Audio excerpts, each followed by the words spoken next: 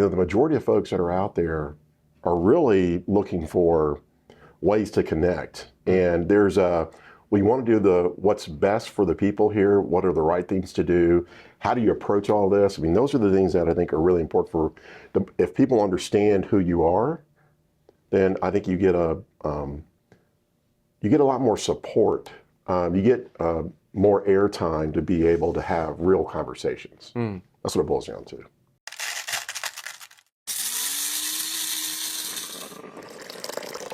Well, Wendell, official welcome to Let's Grab Coffee podcast. Let's toast. Oh, cheers, man. Really good to see Yes. you. Today, you're known as the president, CEO of Nicor Gas, one of America's largest and leading natural gas distributors, serving over 2.3 million customers, homes, businesses in over 650 northern Illinois communities. It's a big feat.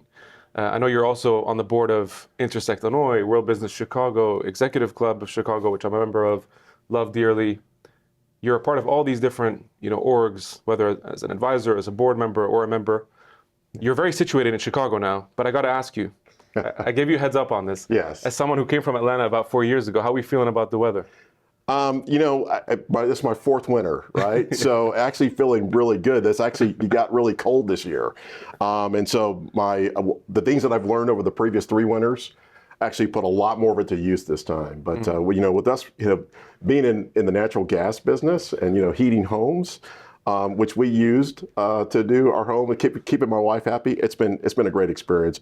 I do love the cold weather, not just because I'm in the gas industry, but I like it because when you're living in the South, it gets really hot, and so it's hard to cool off. But in the winter, if you're cold, you can bundle up, right? And so there's the ambience that you can create when you're doing those things. It's a great place to be. And in the Chicagoland area, man, what a treat. Yes. So I really enjoyed it. Well, it is a bit of an outlier week, I got to tell you. I mean, we're recording this today. It's 15 degrees. I'm a Celsius person. I came from Canada. Oh, okay, all right. Sorry, Right. we're not doing Fahrenheit. Anyway, it's been a warmer week. Yes. But it's also been a colder, winter for folks who have lived here, most of their lives. How have you found life in Chicago? Aside from the weather, like how's life been being here? It's so when I first moved here and really wanted to insert myself into the community, sometimes you may have to figure out how do you navigate, how do you work, how do you go about doing that. Chicago has just been so opening and welcoming to me as an individual. I think the civic, the giving back to the communities, being a part of the organizations that help make our communities better. A lot of the business leaders here firmly believe that and quite honestly expect that. So me coming in and trying to insert myself in the community, it was welcomed with open arms. And I've got a lot of support from a lot of the key business leaders. And for me, that's been really rewarding because it made it easy to be able to engage. It made it easy to gain insight and understanding about the challenges and the opportunities and the role the business community can play. And then all my colleagues get a chance to build relationships with them, to have real conversations about how do we develop solutions and how do we support different initiatives or efforts and be part of the solution for the Chicagoland. And so that's in itself has been something that I've not taken for granted or lightly and really just fully embraced. Yeah, Chicago has this special ability to really welcome someone. I moved here 7 years ago from Canada, and it is one of those places when, as you're describing, it'll always give you 30 minutes to an hour, regardless of who you are, where you come from. Everybody in the business community, at least as I've experienced and how you're describing it, they'll give you that first 30 minutes to an hour, and whether that proceeds to something else and there's impact and outcome, it's situational, of course. Right. But it always allows the door to be open, and it's sort of on you to make with it what you will. Yes. It's a very beautiful thing. Not every city is like this. I mean. No. And again, the leaders are sincere about this. It's an expectation, but getting a chance to build deep, meaningful relationships has been a pleasure.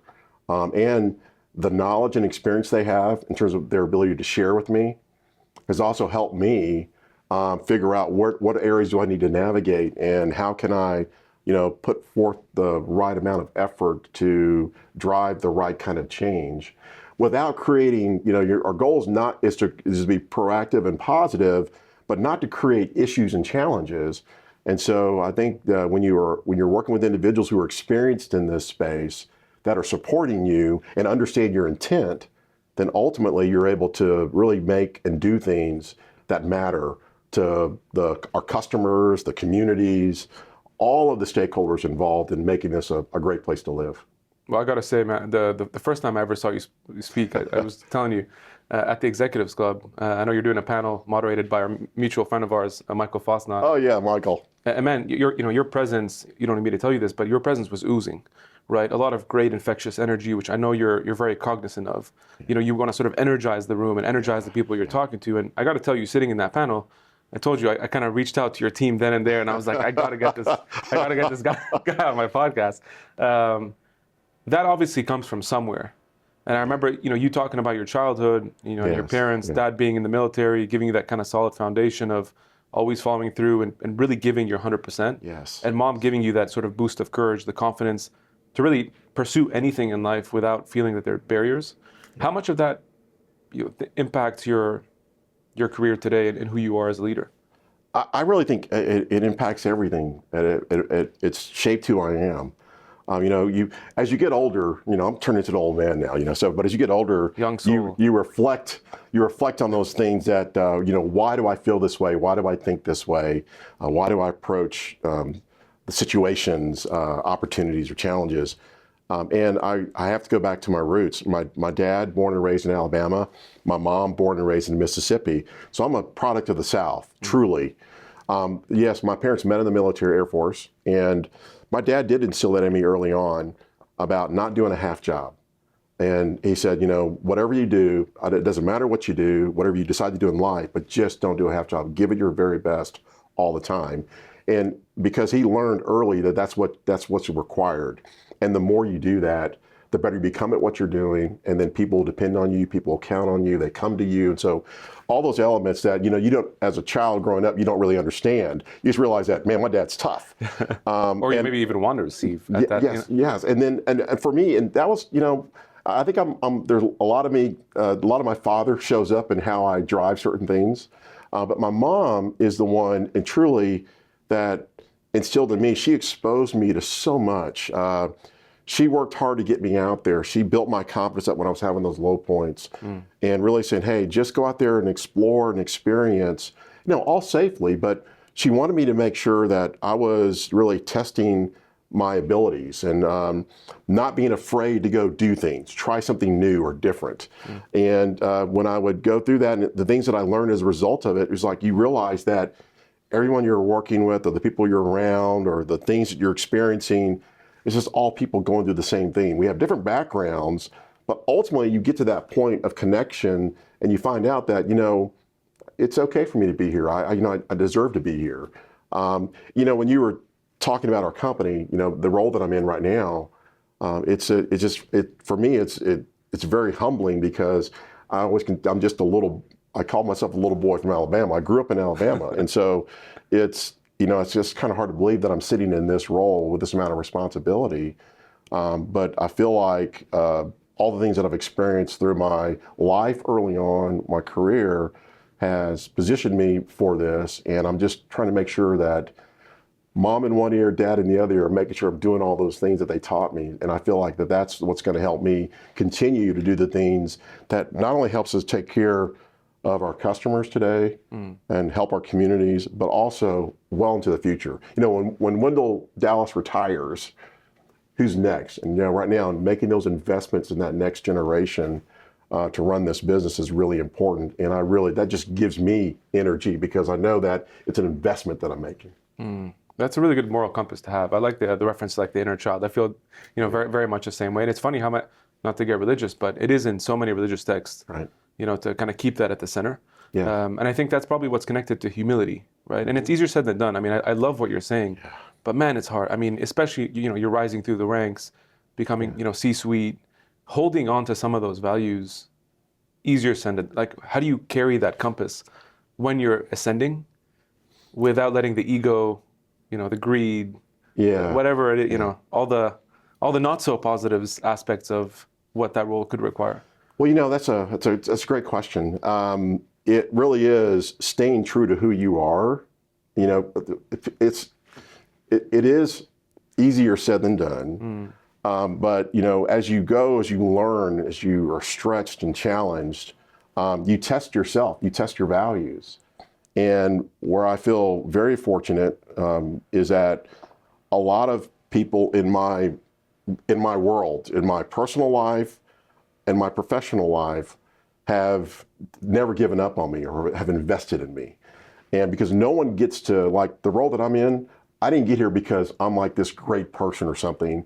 I got here because others invested in me and put me in positions where I could be successful based on my work ethic or my values. And that's what, understanding that and not forgetting that helps you to keep the same mindset that brought you to the role in the first place. And I think that if as long as especially with my wife, make sure I'm staying connected and grounded. Like don't overthink this. I always tell folks, don't believe the press, what they say about you. Like if someone's giving you kudos or whatever, you just say thank you and move on. But don't start believing it. Like, you're doing all these wonderful and great things, because in our organization, it really is. I've got 2,300 employees that are delivering clean, safe, reliable, and affordable energy every day to our customers. And that's because they're doing their jobs well. I'm on the team trying to do my part, but I benefit from a lot of talent and strong work ethic and belief in that we can do things better and help communities. And so that's what enables me to make sure that let's not lose our mind. Let's stay focused on why am I here? Am I doing those things? And am I providing the right level of support and structure that enables my talent on my team to be their very best? Because I know that when they're at their best, I get a chance to benefit from that as well. So that to me is more of the win-win scenario. And yeah, I just happen to be this title, but I hope that I'm still the same person that people knew when I first started in this industry over 30 years ago. Love that. Well, I know that gratitude also comes because one person specifically in high school, a teacher of yours, that I'll let you sort of describe the story, but there was a lot of belief, and there was a sort of a powerful, a question that she'd asked you at that time, which sort of serves as a tipping point in your career in terms of what you end up studying and frankly, the career you end up pursuing. When you look back, how important are these powerful tipping points or moments in your life that almost like a butterfly effect, really impact the trajectory of your life? Great. Well, so it was middle school for me. Middle school, yeah. Yes. And it was my math teacher, Mrs. Mitchell. And, teachers probably one of the most underrated developers of leaders that most people don't fully appreciate the role that teachers play and how powerful they are and how their conversations matter and they can change directory. And I say that's also true for anyone, really. Anyone that's an adult or in a leadership position, what you say or do and to individuals at a point in time, whatever happened up to that point, whatever you see as opportunity potential and you describe that, it might be the thing that sends them in a direction that enables them to make a meaningful difference in the future. And for me, it was, she said that because I loved math. In fact, it was I actually took 2 math courses that year. And she realized that, I could do more. Even though I was in the class, she said, I'm gonna put you in the other one. And then she saw my potential. She said, you make a great engineer. And I was like, no one had ever said you would make a great engineer. I'm like, what is an engineer? What does an engineer do? I didn't know. And so she laid that out for me. And so at that point in time, I kept doing well in math. And when I got to high school, all the accelerated math, and I was taking college math by my junior year. And I always kept saying in the back of my mind was, I'd make a great engineer. So when people say, well, what are you going to do? I said, well, I think I'm going to study engineering because that's kind of like, I feel like it was more of a natural for me. And it just, because it was more of my natural self, in terms of who I am and what I like to do, I continue pursuing it. And I never looked at it as being like something difficult or complicated. It was just more about me just enjoying what I'm doing when it came to learning. And because I kept saying that I'm going to be an engineer, that others heard that as well, and then other opportunities presented themselves. And so when I was deciding what I wanted to do, I ultimately went down that path and really picked something that was close to where I was. It was close to home. I went to Auburn, and so and the rest is history because I just kept pursuing it. And the key for me is that it's opened up so many doors but it's also something that I love doing. So following that, what you like or love to do versus going after something. I didn't go after engineering for the money. It was really more of going out because I felt like something I could do and do well and enjoy it. That you were connected to as well. Right.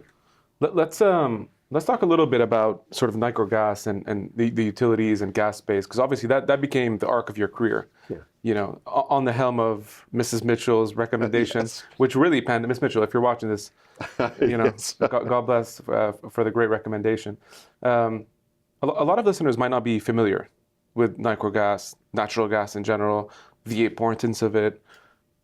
What should they know about what the company does on a day-to-day basis that impacts so many households without them even probably knowing it? Yeah, here in Illinois, Nicor Gas is the largest natural gas distributor. So we're serving 2.3 million customers. And you know, a lot of times, well, people have natural gas. Over 90% of the homes in Illinois have natural gas to heat their homes. In our territory, it's even a higher percentage in our service area. And then you look at the fact that it's not only used for heating, but also for cooking, for drying clothes. I mean, there's just so many ways. Industrial companies, right? And then you have commercial industrial customers that use it as a key energy source for what they're producing. And so it's a critical element, critical thing that you don't always think about. During this time of year, in the wintertime, people just turn their furnace temperature up and the heat comes on. Well, behind that, we have a extremely complex system of pipelines that deliver over 34,000 miles of pipeline in our territory. We also have one of the largest natural gas storage fields in North America. And that's that infrastructure enables us to be able to provide gas daily to our customers. And it's something that our customers need, and it's really important because we take it very serious. So from the standpoint of, you know, ideally you don't have any issues because our reliability is really like 99.99%. And so, you know, we have folks that are dedicated 24/7, 365, dealing with any issues a customer may have, or if there's emergencies out there, we're ready to respond around the clock because we know that our customers depend on natural gas each and every day. Not only for the comfort that it brings, but also the ability for how it impacts the economy. So while it's complex, our goal is not to make it feel complex to the customer. We want to make it seamless and easy, and just knowing that when they need it to be there, we're there ready for them. And if there's any needs that come from us, we want to make sure we're ready to respond to those needs. But the key is for us is that it's a major part of life. It's vital for life. It's a major part of the economy. And so our daily routine of ensuring that that's being delivered the way customers need it or want it is our goal. And if we can do that without any issues, that's the win-win scenario. Yeah, and that's tough. I mean, the 99.99%, it's a very difficult, you know, sort of a percentage to get in any industry for any business. Of course, any industry has pain points, friction points, different perspectives, ideologies. What do you think is most, now that you've been not only in the helm of President CEO for the years that you have, but just in this industry alone, what do you think is the biggest sort of misconception or misunderstanding people have when it comes to this form of energy?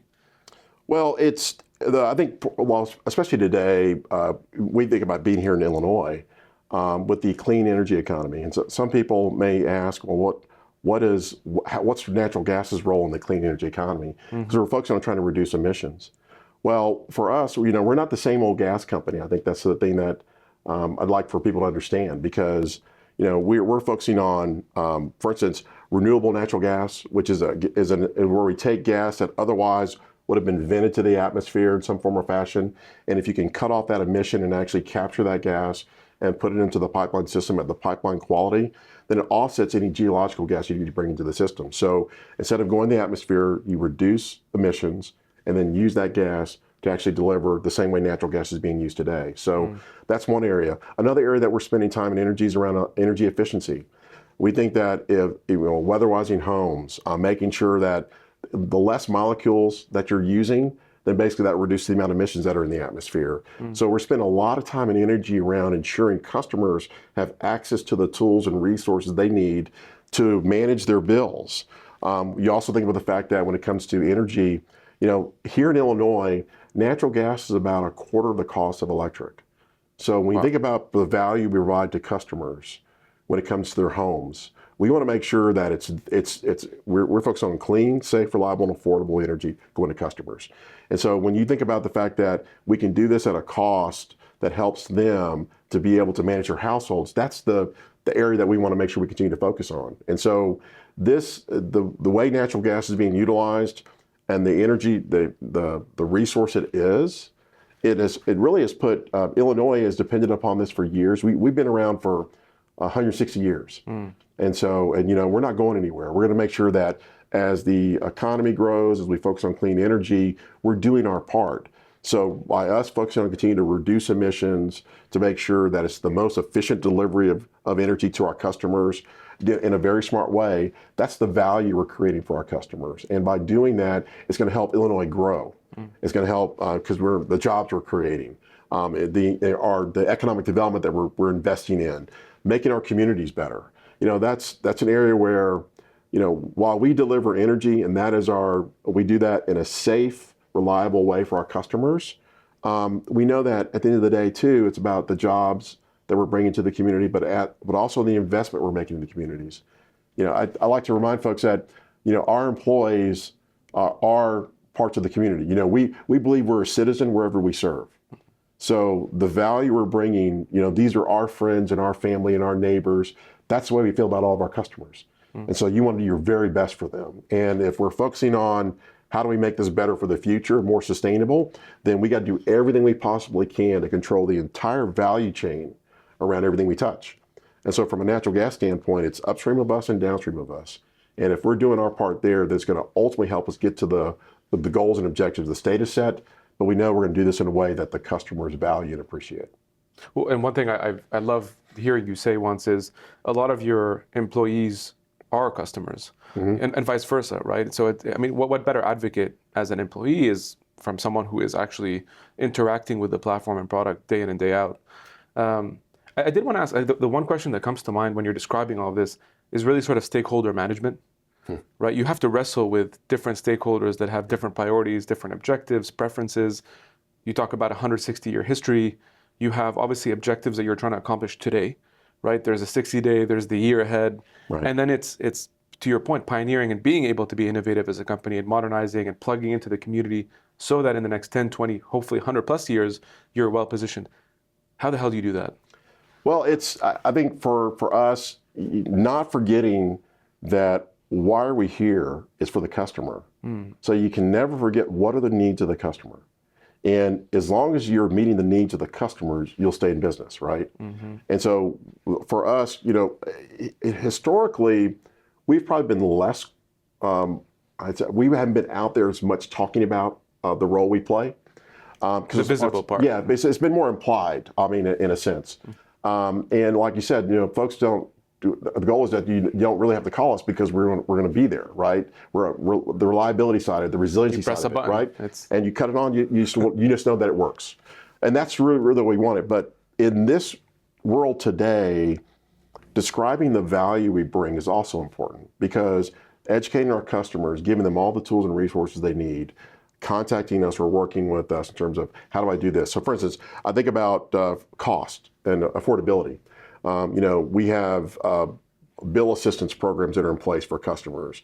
We have a community connection center, which is basically a group that's doing outreach to help customers, making sure that they're aware of what's available to help them with their bills. We think about the fact that we're giving even our pillar grants that we do as a company. I think this past year we did $500,000 of grants to communities to work on specific projects that are working on environmental stewardship and other things that are important. So you're looking for all of those touch points that bring value back to customers and communities. And when you're making these decisions in terms of what do we do today and why is this important, what does that mean for tomorrow, if your value proposition is focused on betterment for our customers and communities, then ultimately when you explain the why you're doing certain things, it falls into place because that why is what should be understood by all. And for my company, I've got 2,300 employees that work on this each and every day. And so giving them the information to be able to say, hey, here's the value we're bringing to our customers and listening to them in terms of here are things that we can do or do better. All those dynamics coordinating all those dynamics helps us to be able to meet the needs. I think one of the greatest things we can do is listening to our customers. And so we try to make adjustments or do things differently based on that. And so from that, if that base is there, you're doing this for those reasons. When you're dealing with all the other stakeholders in the mix, you basically are doing the same thing. It's not like you have one message for one group and a different one for another. Mm-hmm. It really is, here's why we're doing this. Here's why this matters. Here's why this is important. And is it the most effective way of being able to meet those goals and objectives? And we feel like the value we bring when it comes from the energy conversation puts us in a position to say, yeah, this is value. And oh, by the way, if your goal is this, we can help you meet that goal. When I think about it like even emission reductions in the clean energy economy, we are capable of actually measuring and showing the reduction that we have in emissions because the things we're putting in place, like our energy efficiency program, measures energy reduction. And so those are the things where we're telling more of the story about what we're doing because the why we do this is already there. We talked earlier about my background and my parents met in the military, mm-hmm. and so there's this level or this commitment to serving, helping others. And I think a lot of us want to make sure that what we're doing is something that brings value or matters or is important to people, right? Yeah, purpose. And I feel like what I get a chance to do with the people that I work with, they are there for that reason. They care deeply about taking care of their communities and their customers. And to be with people that are focused on it every day, it just inspires you, right? So, in the role that I'm in, while I'm doing a lot of things externally, I get energized when I get a chance to work with and be with my team and to see their why. Mm. And when we think about the fact they're focusing on doing it safely, because taking care of our customers and for them, and then we're reliable. When people need us, we're there, and we're operating such that if there's any need, we're going to respond to it immediately. That's every last one of our employees, and I see it every day. So that message around to our stakeholders about what we're doing and why, and the value we're bringing, and then being able to report out on that, to me, it makes a huge difference in terms of if a person has questions, or if a person doesn't understand what we're doing or why we're doing it, or why we're important. And it's not in a defensive way, it truly is. And it's a badge of honor to be able to say that I'm in this industry. Mm. I think about utilities in general. We're meeting the needs of customers, and you need energy to do everything. And people just want us to make sure that we're doing our very best and delivering it in a clean, safe, reliable, and affordable way. And that's what drives us. Well, and so much of that comes down to this word the business community loves to echo, which is culture. Yeah. Right? I see on LinkedIn two sort of beautiful milestones that the Southern company, which Nicor Gas is part of the family of business, but in 2026, it's ranked the world's most admired company in the gas and electric utilities industry. Yeah. What an amazing accomplishment. In 2025, I see a similar accolade, which is, is ranked as the world's most trustworthy company also in that category. Admiration, trust, you've used the words affordability, care, reliability. It sounds great on paper, but then to get that recognition in reality, difficult to execute. So I kind of want to ask, and maybe I'll ask it more creatively. If you were to write a book on culture and you only get one chapter to describe what you've done to have such an outstanding culture in a rather complicated and regulated industry, what would that look like? Boy, that's a great question. I think if I was really boiling it down to how do you do this, it really is about the people in your organization. So today we talk a lot about workforce development and recruiting talent.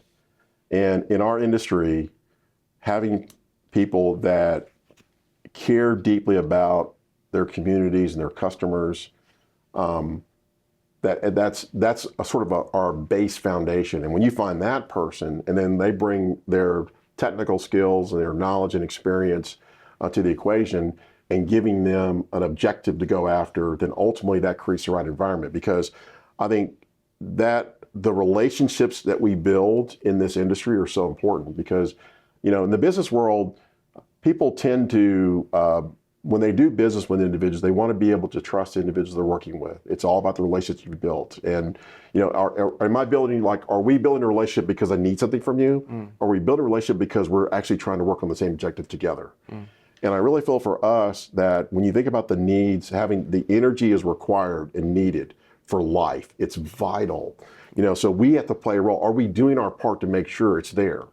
And then how are we doing that? Are we engaging? Do we understand? That goes back to the people. So I think about our talent is a key part of it. And then it's the why we're doing this as a team. The ability to listen to your talent is also just as critical, because you want your people reaching their full potential. And then if they're doing that, it means that they're building strong relationships. If they're engaging with customers, they're listening to the customers. And then so if your organization is gathering a lot of data points on how to be supportive and effective, then as a team, leadership team, we should be listening to that. It's not a top down. It really should be, the entire organization should believe and feel and breathe this. And so when I think about culture, some say that culture is defined by the top of the organization, right? And say that we're going to be this, our goal is to try to have this culture in the organization. I think the thing I try to remind folks about all the time is culture is us. So when we talk about culture, we're talking about ourselves, which means that it's not one person that's defining culture. It's every last person in the organization. And so when you think about folks understanding their role and ensuring that are they giving their best? Why or why not? Am I giving my best? Why or why not? But if we can figure out ways for us to be working on the right things the right way, truly listening to the organization, truly supporting the organization, investing in the organization, then all of the relationships and the other touch points will be in harmony.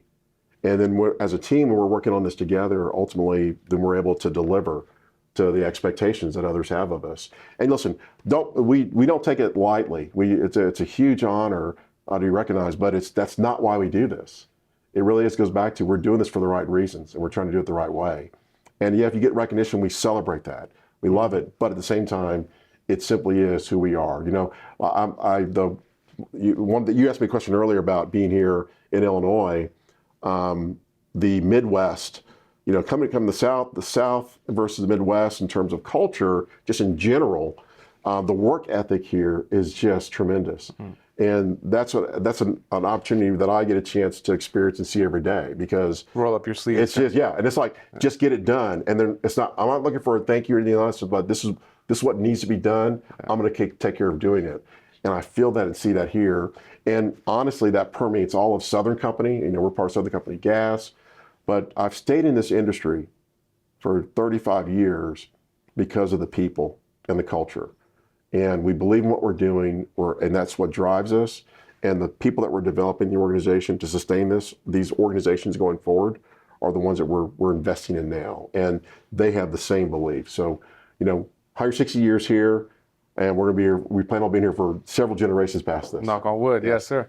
It's funny, Kellogg, Northwestern University, the sort of slogan and tagline of their MBA and executive MBA is Lehigh, which is low ego, high impact. And very, very sort of descriptive of sort of the Midwest culture. Let's talk a little bit about servant leadership. Again, this kind of goes back to the roots with Pops, with kind of the military background. And it's something that you embody a lot. But especially for a lot, including myself, I'm still sort of rising in my career, trying to take as many nuggets as I can from you, and hopefully our listeners can as well. What do you think when you think about servant leadership and your ascension to CEO? You've held so many different roles within this industry, right? Sales, you've done community development, you were on the technical side of it. When you sort of look back, I just want to kind of understand from your perspective, what's been the biggest factor that's allowed you to ascend the way that you have and be in a position where you're actually able to be a servant leader? And maybe this is something you've done your entire career, and I know it's not connected to a title, but just give us some of those nuggets that were helpful for you. I think I've learned how to be more of a servant leader over time. Early on in your career, you're just trying to survive and figure it out, right? Yes. And so you're not as balanced in terms of what am I doing, why am I doing it? Coming out as an engineer, I'm an individual contributor. heads down, get the work done. Go back to my dad. Don't do a half job. Get in there and do your very best. You deserve to be there. So prove you deserve to be there. The company's they're counting on you to provide a return to the company, right? Through your skills. And so I learned that heads down, and that actually was the first thing that opened up the door for me, right? Being able to be technically competent in the work that I'm doing and do that always. At the end of the day, you've got to have the technical skills, right? But then from a leadership standpoint, as I shifted from the individual contributor to leadership, that wasn't a smooth transition for me. It was like early on, I was like, I had to figure out, how do I take how I feel about what I'm doing, and now I've got to rely on others. No one really taught me how to really do that, right? But that goes back to, I may have said earlier about how other leaders saw potential in me. It's about the relationships we had. So I would sit down with different leaders in our organization and say, hey, what guidance do you have for me as an engineer? I want to do these things. And while I was good at engineering, and as I got exposed to what leadership is about and what it means for the organization, the fact that while you as one person could create this much value, as a leader, you can create more value for the organization by helping others. And so I started navigating those waters a little bit. And while it was a little clunky for me at the beginning, no one gave up on me because they knew that I was just trying to help the organization overall. What's good for the organization? What's going to make us better? And so as I began investing time and energy there, I learned from other leaders. You learn things not to do as a leader, and you learn things like, wow, I really like that, admire that. And I bring this point up because it's not that you're out there to mimic somebody else. Sometimes I think we look at different leaders, I want to be that. And it's like, well, the reality of it is that different leaders come in all shapes and sizes, have different backgrounds, weaknesses. Some are extroverts, some are introverts. But they understand, the commonality there is that they understand what their organization is charged with doing. They understand that I've got to go do these things. Now, how do I take the organization and get to this place that we want to be? And from that, it's like, well, how do I do that myself? And just going back to more of my natural skills is that I gained tremendous amount of joy being able to help others. And so when I think about the environment I grew up in, and then the skill sets got me to this position in an organization, that I'm given this opportunity to bring all my full self to the role. It's like, man, this is actually pretty nice. And so I found the light, Yeah, and it's been, when I understood that earlier in my career, I began to realize that this is not about me at all. This is about how am I helping others? And when you look at, there's different names you come up with, but to me, the servant leadership is about you're serving, you're helping others. I try to remind people that the higher you go up in an organization, the more you serve the organization. And people think it's the other way around. They think that the higher you go up, the more people serve you. But as the leader of a company, your goal is to make sure, are we really truly meeting the objective of taking care of the customer? Well, that's not one individual, that's the whole organization. So in order for our organization to be successful, I have to make sure I'm investing in the people that are actually doing all the work. And so if I do more of that, go where the needs are, support those needs, close gaps, make adjustments, whatever's needed for us to be able to deliver, to me, that's the best place to be. And oh, by the way, when you're dedicating time and energy into your organization, taking care of the people, and they know that's what you're doing, then, as you know, when you're working with someone and they know that their interest is you being successful, and you feel that, because it's not something you can fake. You can come and say, oh, I really care about you, and then go about and never talk. But when you're spending time and energy having the conversations and providing development, sharing lessons learned, like I shared my failures in my career, like, yeah, I made this mistake once too, and here's how I handled it, right? Those things matter tremendously. So the more time and energy I spend in investing in people, helping them get to their best versions of themselves, and sharing as much as I can, it helps the organization overall. And here's the other thing about serving and sharing.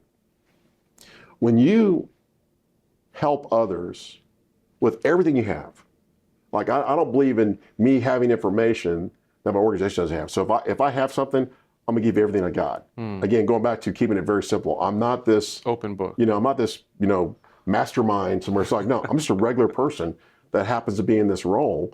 My goal is to make sure, are we as a team really reaching our best?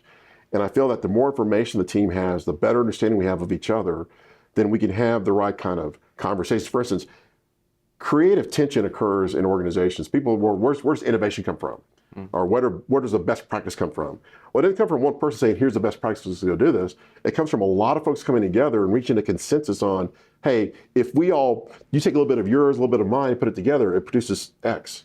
Well, if we can do more of that because we have the right environment where that kind of dialogue and the relationships can build and grow, then it produces much better results. And so I've seen over time where team building has been a joy of mine. So I mean, just trying to find the right kind of players to have on your team. It's like a puzzle, almost like a case study. It is. Like, I need somebody that's strong in this area to be on our team. And there's, we do like emotional intelligence and all the aptitudes. I mean, we do all those things, right? To figure out what are our tendencies. And so my tendency is this, right? X. And then, you just need to know that if you say something like this, I'm going to react this way. It's not personal. It's not an attack, but it's just how we are naturally wired. So the better the team understands each other, yeah, then it puts us in a position to be able to work on the real issues and challenges and not on personal conflict. And so it's an understanding of that. And so to me, I feel like the more I do that, the more I invest in that, and as a team learns that, then we're going to get to the best place possible. Because, I wish I had a skill sets there were no weaknesses. But the fact is I have a lot of weaknesses. But the nice thing, the beauty is that when you have a team, a strong team that's working around you or working with you, it makes your weaknesses irrelevant. So wherever my blind spots are, I've got folks on our team that are looking at those saying, hey, by the way, you're not looking at this. And so that investment, the strength of those relationships creates an environment where we like to work with each other, be around each other. And when a challenge comes in, we take it as a challenge that's external. And then we figure out how do we collectively support each other. And because we don't always agree, but because of the respect for each other. There's healthy discourse as well. And so it's the tension that comes into play. What I've been sort of really, really dying to ask you actually is around, and I love asking this to C-suite, is the whole thing about confidence, dealing with pressure. A lot of young leaders, I know you have 3 kids, I think mid to late 20s, I want to say? They're up, yeah. Really? Yeah, they're all over 20, yeah. Oh, okay. 20, yeah. So they're also, they're getting more seasoned in their career. I don't know if they've come and asked you this, but I always wonder about that, especially being at the helm. Yes, there's 2,300 employees. There's a lot of stakeholders you're managing. How do you deal with anxiety? How do you deal with stress? How do you deal with pressure? How do you cope with it? Is it a routine? Is it just by default experience? I would say the way I'd answer that question is it really is balance. Because you need to I think you need to be a complete person, and work is a portion of who you are, your family life and your other things in your life that you need to make sure you're dedicating time and energy to, and not being fully consumed by the work itself. And I feel like what we provide for our customers, clean, safe, reliable, and affordable energy. It's vital for life. So we take it very seriously. And the work we do, we take seriously, right? And so the team around me, having those skills to be able to deliver that each and every day is really important. So that's understanding and knowing that we have that in place puts me in a position to be able to manage things that happen out there, because things are going to happen. You can't control everything, but knowing that you've got a really good team that you've made all the right kind of investments in gives you a level of confidence that you're going to be able to navigate and do whatever needs to be done. The other thing I'd say is having a strong team, like my leadership team, the talent. If it was all on me by myself, that'd be one thing. But I actually have individuals with years of experience and knowledge that are helping all of us make the decision that's in the best interest of our customers. Like, for instance, my operations person, he has the same number of years I do of experience. So it's kind of nice because we grew up in different worlds, but that knowledge and information sharing that we are able to do, and especially he's helped design a lot of things that we do here in Illinois. So his understanding of all of what's going on with our footprint is really tremendous. So there's a lot of things that he sees that I don't have to worry about because he's going to bring those things up. He's going to work on those things. And so that's how when I know that I can count on a good, strong team that has the same goals and objectives that I do, then that puts me in a much better place to be able to carry that weight, because it's a big weight. But I look at it from the standpoint of providing comfort. It's vital for life. Doing something that I enjoy.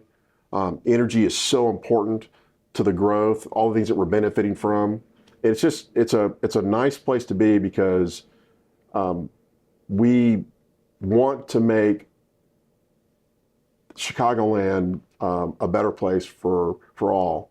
Not only our existing customers, communities, but also for new economic growth opportunities, others coming to the Illinois area. And so when we do this well, that provides a win-win scenario for everyone. And so knowing that the hard work we're putting in really does matter, and it's creating value, making a difference in all elements. It's not just in one, not just providing natural gas, but it's like the impact we have on the communities and the customers. Are we doing all the things that are needs? We're closing those gaps and filling those needs. Taking care of like the nonprofits that are out there trying to serve, giving them more capacity to do things. But all these elements come into play for us ensuring that places, communities are better because we're here. I'm sort of picking, like in summary, I guess what you're, if I can digest, it's basically perspective, really reframing. And I think what's helpful to a lot of folks is a book I read by Robin Sharma. It's called The Leader Who Had No Title. Because the one hesitation I have sometimes when someone's listening to a situation like this, well, they're going to be like, well, one, obviously it's very easy to have purpose and impact and kind of really be tied to the mission, because CEO, Nicor Gas, touches every home. Yeah.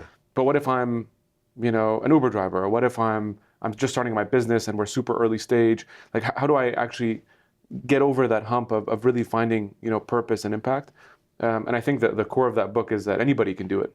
If you work in retail, hospitality, whatever your job, like there's a way to have an added sense of responsibility, purpose, and a sense of kind of accountability. So for you, it's perspective and reframing, and then the people that you surround yourself with, yes. Team, senior management, or the whole group itself. I want to ask you, so because we talk about confidence, sort of dealing with pressure, let's talk quickly about time management, because this is only one of your roles. You're also, you're a father, you're a husband, right. You're a family guy, and you have your personal interests, right? Right, yes. All the board seats that you have, yes. the membership spots that you're a part of.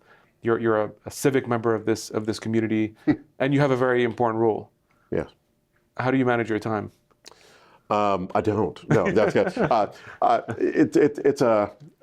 mentioned earlier, the higher you go up in an organization, the more you serve the organization. It means that the organization is going to demand a lot of my time. It's for the internal side of what we do, but also the external.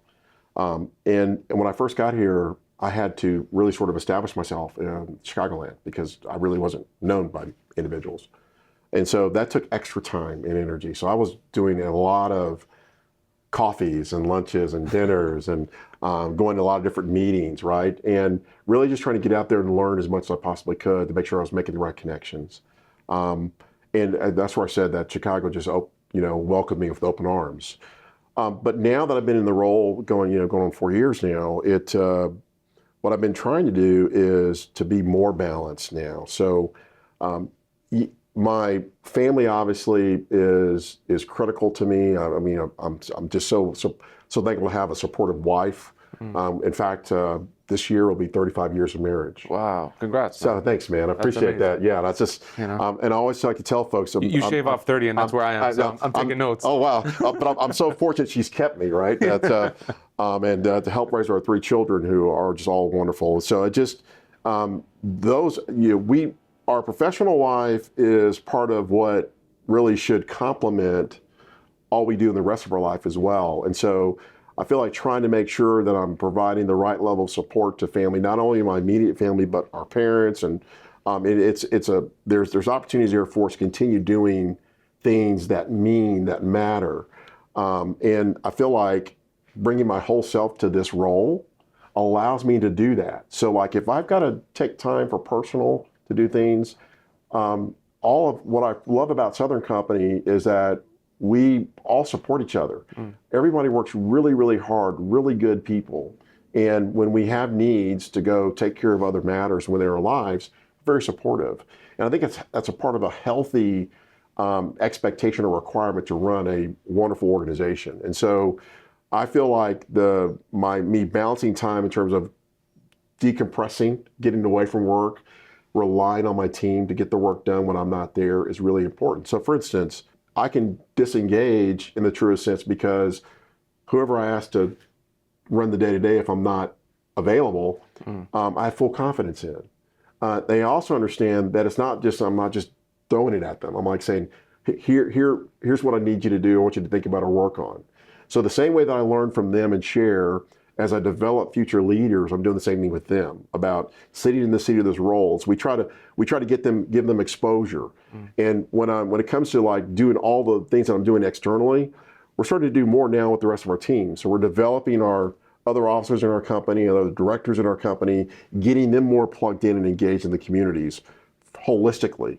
Because again, the technical skills knowledge, they have it tremendously as they continue to expand their leadership, their thought leadership and their exposure, making more investments in them to go out and do things in the community. So that's not just one person or two or three people, it's actually more of a larger group going out there, because the better we understand the communities and our customers, the better it is for all of us. And quite honestly, it also allows me to not only develop, but also gives me a little bit of freedom to where I can just work on the things that need to be worked on. So it's always moving. I've got an assistant that juggles my schedule. The demands are very high, but trying to keep it into perspective, making sure that I'm taking care of myself is so important.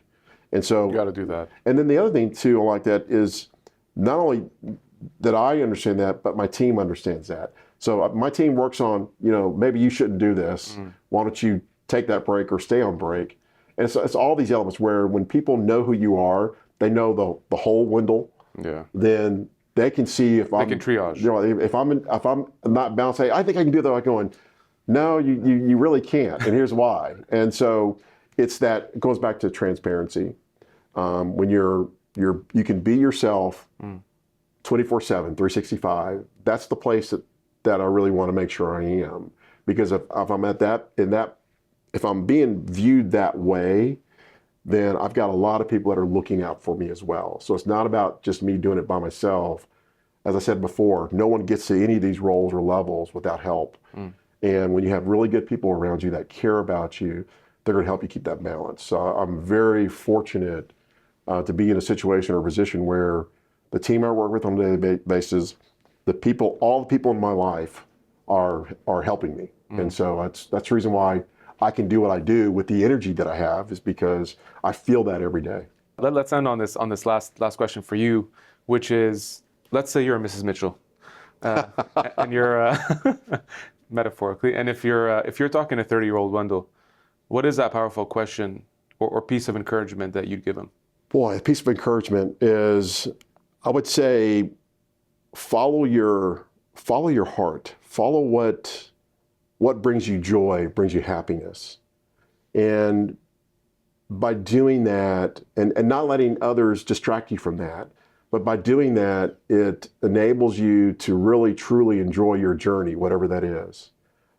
Because at the end of the day, if you really, truly love and enjoy what you do, and it gives you energy, I love to say, you're going to keep doing that.